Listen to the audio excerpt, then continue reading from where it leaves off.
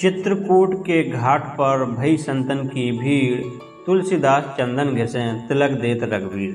ये वही दोहा है जो हनुमान जी ने तोते के रूप में गाया था जब तुलसीदास जी भगवान श्री राम के लिए चंदन घिस रहे थे।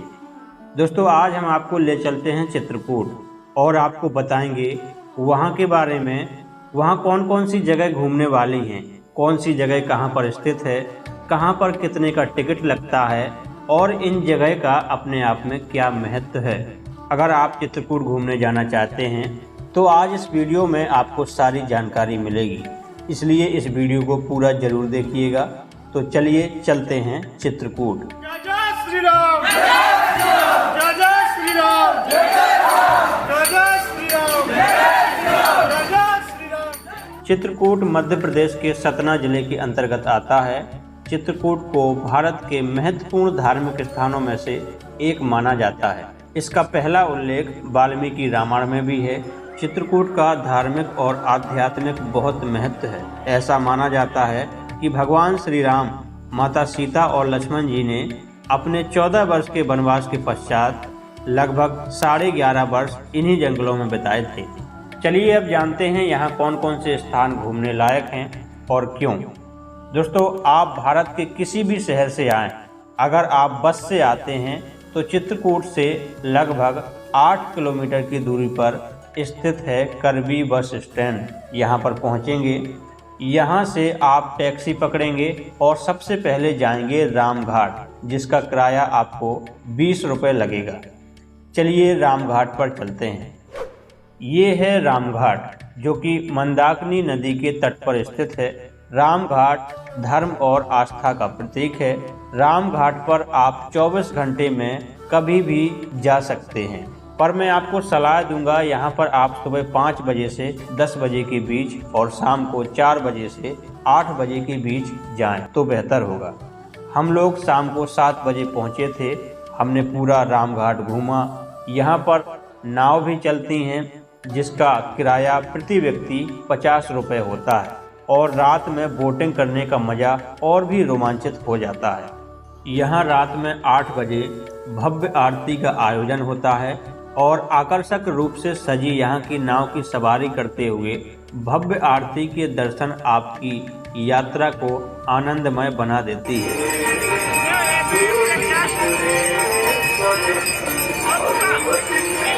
ऐसा मानते हैं कि रामघाट में भगवान श्री राम, माता सीता और लक्ष्मण जी ने अपने प्रवास के दौरान यहाँ स्नान किया था। हम इसी घाट पर थोड़ा सा आगे चलते हैं और इसी घाट के किनारे तुलसीदास जी की एक प्रतिमा है। प्रतिमा के बगल में एक प्राचीन तुलसी गुफा है। ऐसा मानते हैं कि ये वो स्थान है जहाँ पर भगवान श्री राम ने और माता सीता ने तुलसीदास जी को दर्शन दिए थे और फिर उन्होंने रामचरितमानस की रचना की थी। इसी घाट पर थोड़ा सा और आगे चलेंगे तो यहाँ पीपल के पेड़ के नीचे एक शिव मंदिर भी है, श्री मत्स्य गजेंद्रनाथ मंदिर। यहाँ पर सावन के समय भक्तजनों की भीड़ लगी रहती है और भक्त मंदाकिनी नदी के पवित्र जल से शिव जी का अभिषेक करते हैं। ऐसा मानते हैं जब ब्रह्मा जी ने सृष्टि की रचना की थी, तब ब्रह्मा जी ने यहाँ पर 108 कुंडों में यज्ञ किया था, जिससे प्रसन्न होकर भगवान शंकर जी ऐरावत हाथी के समान प्रकट हुए। तो ब्रह्मा जी ने ऐरावत हाथी के समान दिखने वाले भगवान शिव को मत्स्य गजेंद्रनाथ कहकर संबोधित किया और हाथ जोड़कर प्रार्थना की कि हे प्रभु, आप सशरीर इस स्थान पर राजा के समान निवास करें और धर्म की रक्षा करें। ब्रह्मा जी की प्रार्थना को स्वीकार कर भोलेनाथ जी यहाँ के राजा के रूप में राज्य करने लगे। राज्य करते करते समय बीता, समय के साथ युग बीता और सतयुग बीतने के बाद त्रेता युग आया।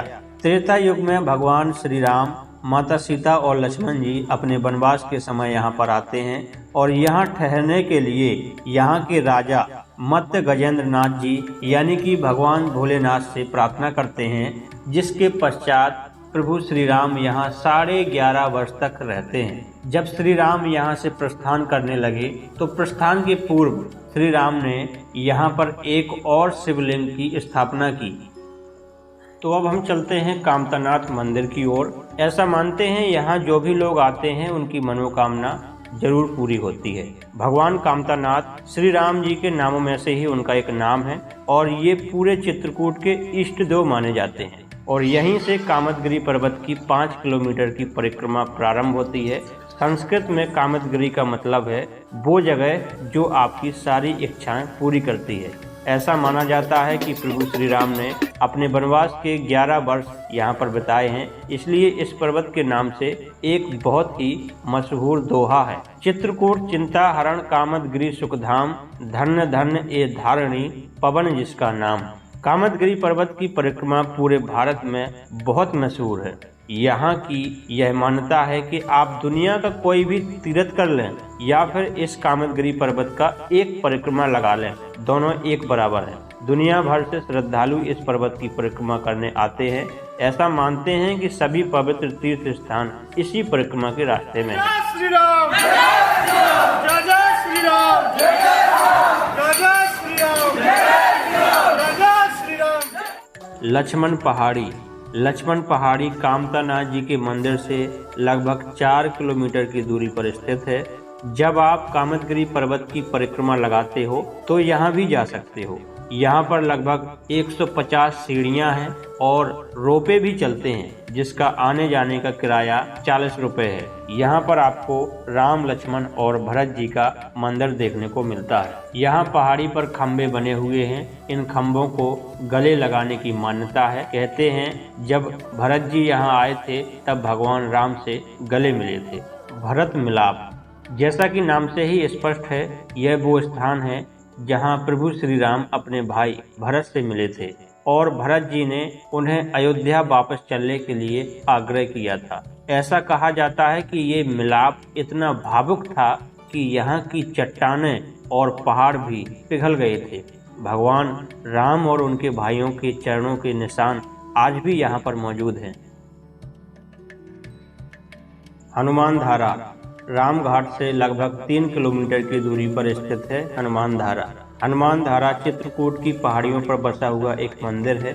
यहाँ पर जाने के लिए 2 रास्ते हैं। पहला रास्ता है सीढ़ियों वाला, जिसमें तकरीबन आपको 700 सीढ़ियाँ चढ़नी पड़ेंगी, और दूसरा रास्ता है रोपे वाला, यानी यहाँ पर हनुमान धारा तक पहुँचने के लिए रोपे भी चलते हैं, जिसमें एक व्यक्ति के दोनों तरफ का यानी कि आने जाने का टिकट का किराया है 150 रुपये।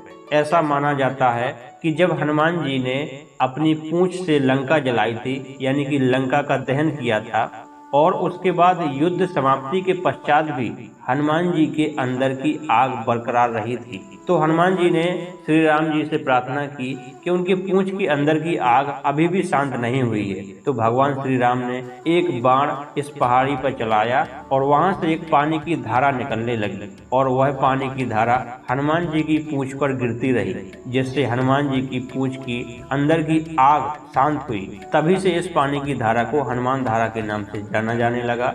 आज भी कोई पता नहीं लगा पाया है कि ये पानी कहाँ से आता है और कहाँ जाता है। इस पहाड़ी पर अंदर की ओर माता सीता की रसोई भी है, जहाँ पर सीता माता खाना बनाया करती थी। जानकी कुंड कामतानाथ मंदिर से लगभग 3 किलोमीटर की दूरी पर स्थित है जानकी कुंड। ऐसा मानते हैं कि वनवास की अवधि के दौरान माता सीता यहाँ स्नान किया करती थीं। यहाँ पर चट्टानों में उनके पैरों के निशान आज भी मिलते हैं। यहाँ मंदाकिनी नदी कुंड का आकार ग्रहण करती है। यहाँ कुंड का पानी एकदम शांत और पारदर्शी है। ऐसा मानते हैं यहाँ पर स्नान करने से आपके सभी पाप धुल जाते हैं। यहाँ पर आप दिन के समय किसी भी वक्त आ सकते हैं। स्फटिक शिला जानकी कुंड से करीब 1 किलोमीटर की दूरी पर स्थित है स्फटिक शिला। स्फटिक शिला पर आज भी भगवान श्री राम और माता सीता के पदचिन्ह मौजूद हैं।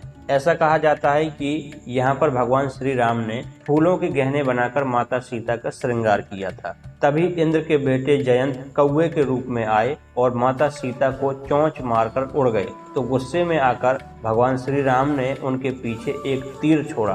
उस तीर से बचने के लिए जयंत जी ने तीनों लोगों के चक्कर लगाए, लेकिन उस तीर से बच नहीं पाए। अंत में जयंत जी ने श्री राम जी से क्षमा मांगी और उस तीर का वार अपनी एक आंख में सहा और अपनी जान बचाई। इसलिए कौआ शायद आज भी एक आंख से ही देख पाता है। इस फटक शिला में जाने की कोई फीस नहीं है। यहाँ पर आप 24 घंटे में कभी भी जा सकते हैं। वहाँ पर आपको ये पंडित जी मिलेंगे जो कि आपको ये सारी कहानी सुनाएंगे। ये भगवान का बायां पैर है, दाहिने पैर का घुटना है, दाहिने पैर का अंगूठा है। जब घुटना टेक करके भगवान ने कौआ को बाण मारा। भगवान यहाँ राम बैठे, यहाँ माता जानकी बैठे। ये माता जानकी का पैर है, पीछे लखन किला, ऊपर मंदिर। लेकिन भगवान अब आप एक निगाह ध्यान से देखें। गुप्त गोदावरी कामतानाथ मंदिर से लगभग 13 किलोमीटर की दूरी पर स्थित है गुप्त गोदावरी। ये वो धाम है जहाँ भगवान श्री राम से मिलने गोदावरी चुपके चुपके चली आई थी, इसलिए इनका नाम पड़ा गुप्त गोदावरी। प्रकृति का ऐसा अद्भुत चमत्कार जिसे देखकर आंखें आपलक हो जाती हैं। चित्त इस चित्र को निहारने में लग जाता है। यहाँ पर प्रवेश करने के लिए आपको टिकट लेना होता है जो कि 20 रुपए का मिलता है। जब हम यहाँ पहुँचे तो हमने श्रद्धालुओं की बहुत भीड़ देखी। उसी टोली में हम भी शामिल हो गए और सीढ़ियों के सहारे धीरे धीरे चढ़ते चढ़ते ऊपर पहुँचे। यहाँ पर 2 गुफाएं हैं, एक सूखी और दूसरी जलधारा से युक्त। पहले हमने सूखी गुफा से प्रवेश किया। हमने देखा कि गुफा के भीतर प्रवेश करने के लिए एक छोटा सा मार्ग है, जैसे किसी बहुत छोटी सी गुफा के अंदर घुस रहे हों। सैकड़ों श्रद्धालु एक एक करके घुसते जा रहे थे। साथ में हम भी घुस गए, लेकिन जैसे ही अंदर घुसे तो लगा जैसे प्रकृति के राजमहल में आ गए हों। विशाल किला जिसकी दीवारें और छत कुदरत ने तैयार किए हों। इस गुफा में शिलाएं आपस में इस तरह व्यवस्थित ढंग से जुड़ी हुई हैं कि लगता है भगवान विश्वकर्मा ने स्वयं अपने हाथों से तैयार किया हो। गुफा के अंदर ही राम दरबार है। ऐसा माना जाता है कि अपने वनवास के समय भगवान श्री राम यहाँ पर भी कुछ समय रहे हैं और यहाँ उनका दरबार लगता था। इसलिए कहा जाता है कि श्री राम झरोखे बैठ के सबका मुजरा लेत, जैसी जाकी चाकरी वैसा बाको देत। इस गुफा में सीता कुंड है। यहाँ पर माता सीता स्नान किया करती थीं। गुफा में आगे बढ़ते हुए हमने गुफा की छत पर लटका हुआ एक टीला देखा जो कि उल्टा लटका हुआ था। पूछने पर पता चला कि ये वो राक्षस है जिसको लक्ष्मण जी ने माता सीता के वस्त्र चुराने पर दंडित किया था। इस राक्षस का नाम था खटखटा चोर। दूसरी गुफा में गोदावरी नदी का पानी बहता रहता है। गोदावरी नदी की जलधारा ने पत्थरों को काटकर मार्ग बहुत सुगम कर दिया है। गुप्त गोदावरी की ये धारा गुफा से नीचे उतरती है और थोड़ी ही देर में दर्शन देकर फिर गुप्त हो जाती है। गुफा में पानी कहाँ से आता है और कहाँ चला जाता है, आज तक किसी को पता नहीं चला। सती अनुसुईया राम घाट से लगभग 12 किलोमीटर की दूरी पर स्थित है सती अनुसुईया। ये वो जगह है जहाँ पर मंदाकिनी गंगा का उद्गम होता है। ऐसा माना जाता है कि पहले ये जगह माता अनुसुईया का घर हुआ करती थी। यहाँ पर वो अपनी पति अत्रि मुनि के साथ रहा करती थी। पौराणिक मान्यता है कि एक बार माता अनुसुईया और उनके पति अत्रि मुनि साधना कर रहे थे तो अत्रि मुनि को प्यास लगी तो अनुसुईया जल की तलाश में गईं, लेकिन पर्वत पूरी तरह से सूखा था, कहीं पर पानी नहीं मिला। तब अनुसुईया माता ने अपने तपोबल से गंगा के रूप में मंदाकिनी नदी को प्रकट किया और अत्रि मुनि के लिए जल लेकर आई। इस तरह तभी से यहाँ मंदाकिनी नदी बह रही है। यही वो जगह भी है जहाँ माता अनुसुईया जी ने माता सीता को पति धर्म का ज्ञान दिया था। हिंदू पुराणों में ऐसा कहा जाता है कि एक बार त्रिदेव यानी ब्रह्मा विष्णु महेश जी माता अनुसुईया के चरित्र की परीक्षा लेने के लिए साधु के भेष में माता के पास आए और आश्रम में आकर उन्होंने कहा कि हम भिक्षा तभी लेंगे जब आप अपनी लाज शर्म और अस्तित्व का त्याग कर देंगे। तब माता अनुसुईया ने अपने तप से त्रिदेव को एक नवजात शिशु के रूप में बदल दिया। ताकि वो उनके सामने जब अपनी लाज शर्म और अस्तित्व को छोड़ें तो उनकी मर्यादा भी बनी रहे और उन साधुओं को बिना भिक्षा लिए वापस भी न जाना पड़े। और ये सभी दृश्य यहाँ की झांकियों में दर्शाए गए हैं। सती अनुसुईया जी के साथ और भी विभिन्न देवी देवताओं की झांकियाँ यहाँ पर देखने। मंदाकिनी नदी में सैकड़ों हजारों की संख्या में मछलियाँ भी देखने को मिलती हैं, जिनको लोग बड़ी संख्या में दाना खिलाते हुए देखने को मिलते हैं। भरतकूप चित्रकूट से लगभग 20 किलोमीटर दूर भरतपुर गांव में स्थित है भरतकूप। इस कुएं की सबसे खास बात यह है कि जब भी आप इस कुएं का पानी निकालेंगे तो हर बार पानी का स्वाद अलग होगा। रामायण के अनुसार ऐसा माना जाता है कि जब श्री राम के भाई भरत श्री राम को मनाने के लिए चित्रकूट आए थे, तब उन्होंने निर्णय किया था कि श्री राम की ताजपोशी वह उसी जंगल में करेंगे और उसी के लिए भरत जी ने भारत भर की सबसे पवित्र नदियों का जल इकट्ठा किया था। लेकिन श्री राम ने अपनी ताजपोशी के लिए मना कर दिया, जिसके बाद भरत जी चिंता में आ गए कि अब ये पवित्र जल का क्या होगा। तभी अत्रि मुनि की सलाह से भरत जी ने वह सारा जल इस कुएं में डाल दिया। तभी से इस कुएं का नाम है भरतकूप। ऐसा माना जाता है कि इस कुएं के पानी से यदि आप नहाते हैं तो वो नहाना गंगा स्नान के बराबर है। यहाँ पर आप दिन के किसी भी समय आ सकते हैं। तो दोस्तों, हमने इस वीडियो में आपको संपूर्ण चित्रकूट के दर्शन कराए। आशा करता हूँ कि आपको वीडियो बहुत पसंद आया होगा। तो वीडियो को लाइक करके कमेंट में जय कामतानाथ का नारा जरूर लगाएं और चैनल को सब्सक्राइब करके ये वीडियो अपने दोस्तों और रिश्तेदारों को जरूर शेयर करें, ताकि उन्हें भी